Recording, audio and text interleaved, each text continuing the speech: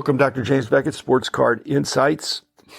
Another 5 listener questions. I never know how long it's going to go, but I am geared up to doing less than 15 minutes. And if you want more treatment of something, just let me know, doctorjamesbeckett@gmail.com. Happy to go deeper on some of these things. Some of them are only worth a minute or two, and some of them probably worth a whole episode, but I'll let you determine that and give me feedback. So thanks, sponsors, Beckett Media, Beckett Grading, Beckett Authentication, ComC.com, Burbank Sports Cards, Mike Stadium Sports Cards, Heritage Auctions, Huggins & Scott Auctions, Topps, Panini, and Upper Deck. So, first question from Ben Bram, been on the show as well as gives me some great feedback. I got a bunch of feedback from episode 888, which was Kyrie Irving, the most hated NBA player, ?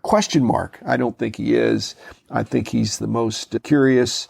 He's been a great player even for the Dallas Mavericks. They were not successful. I'm not sure the chemistry is great, but Kyrie individually is a great player who's in the right place at the right time. He got rebounds against big guys, money rebounds in the fourth quarter. He's definitely a fourth quarter clutch player, but he's not the most hated NBA player. So Ben's commenting that teams in every league, I think, support players. They're going to help them win. But if a player has a problem that is not going to be front page news and get the team in trouble, that's going to hurt attendance or merchandise or get bad PR, they might get rid of that guy. But if they're helping them win, if they're a good player, they're going to do that. It's probably always been the case, although I think lately there's been more sensitivity to the negativity of certain kinds of statements or positions that people have or things they've done.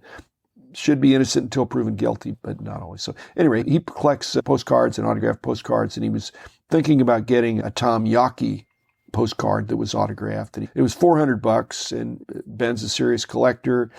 But he says, do I really want to pay $400 for the last donor to integrate Major League Baseball? Don't know that I want to do that. Are you collecting the statistics or the person? It's one thing with players, another thing with owners. He's a historical guy. He's not all bad and not all good, but yes, he factually was the last one probably to reluctantly add an African-American player. I think it was Pumpsy Green. It was way after Jackie Robinson. But this is not a new thing. Ty Cobb, it's pretty established that he was quite racist, but was he more racist than the average American of his day? And the answer is probably yes. But he probably was not more racist than the people he grew up with. So his early life in the Deep South in Georgia, that was what kind of everybody thought. And again, it was wrong, but historically that's what was going on. So I just don't see people saying I'm not going to collect Ty Cobb, arguably one of the players of all time, even though, yes, he was definitely racist.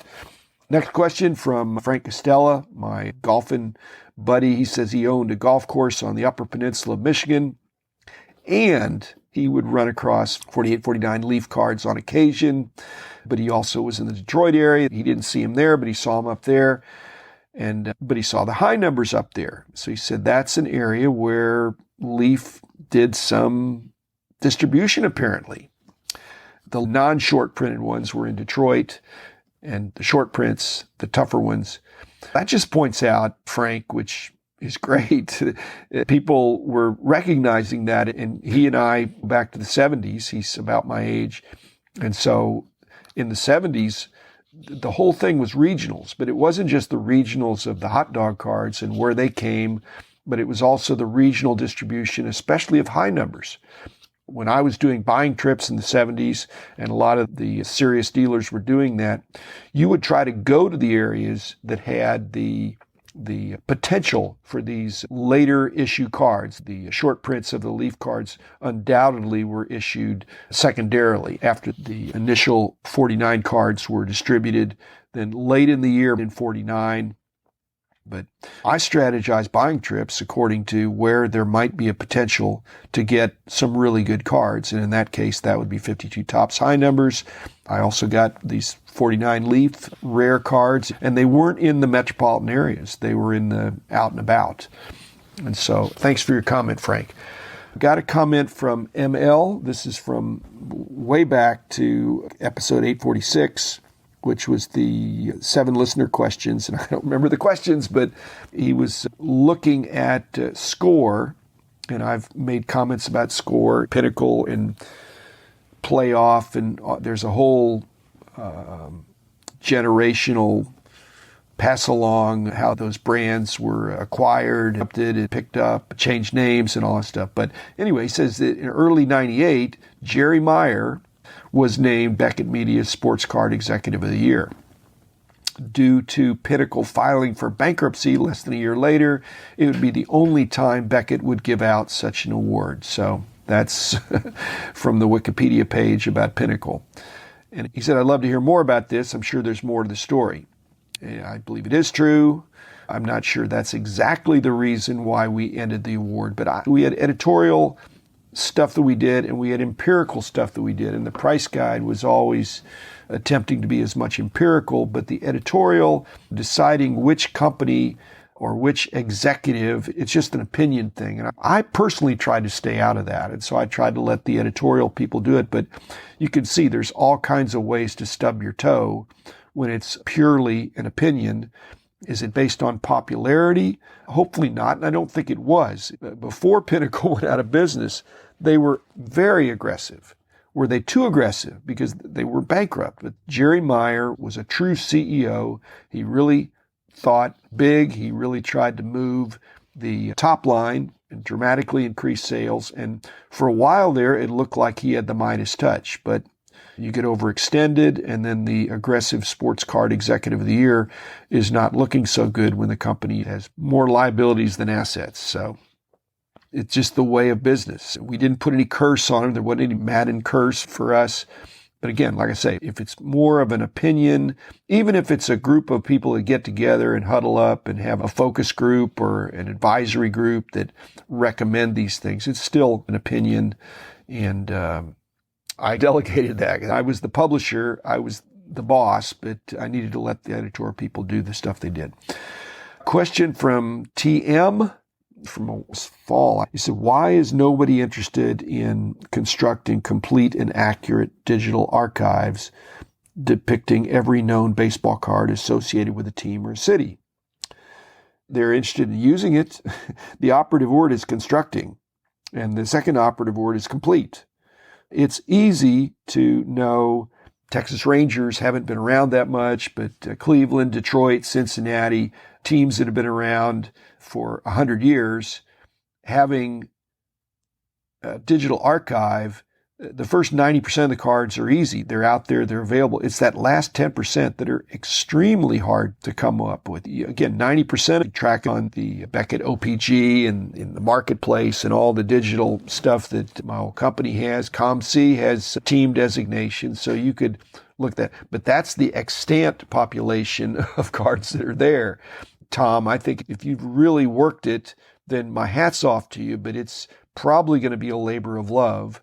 And probably it's more likely to be done by somebody that's just doing it more completely, not just one team at a time, but doing them all. Once you get the set, if you have the images, that's what they're going to do. It's not just identifying the team, but it's having digital archives. That's why the Topps books and the similar books to that, there were coffee table books, were cool, because in one book you could add postage stamp size pictures of cards, and mainly just the front, but that was good. Thanks for your question, your comment, and I hope somebody does it, but it's not going to be me.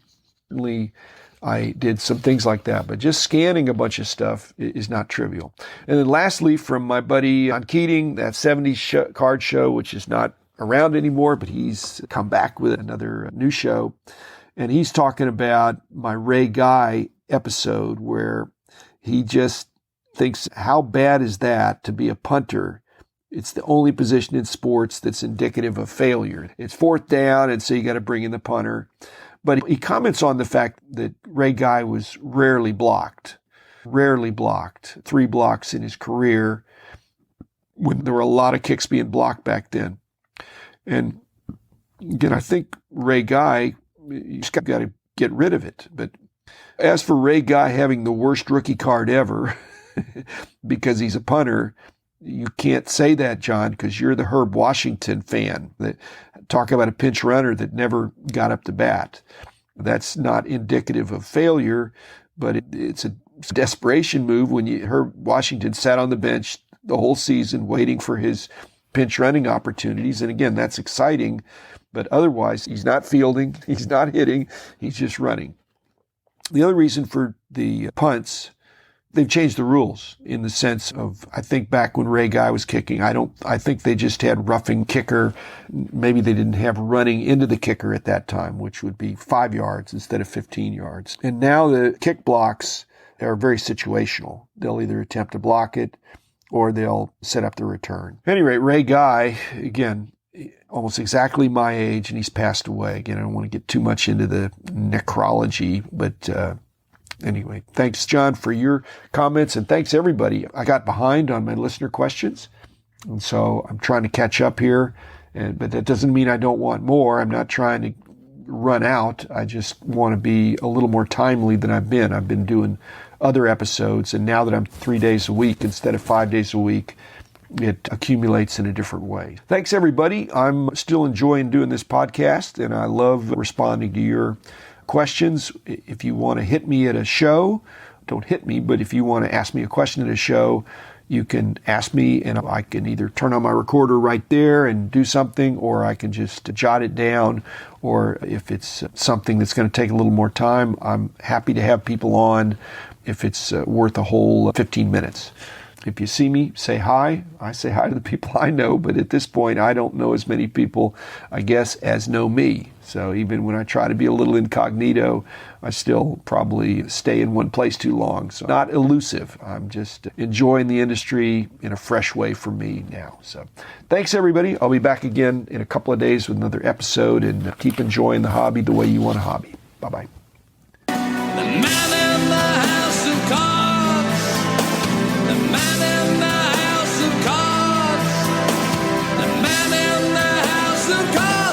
Is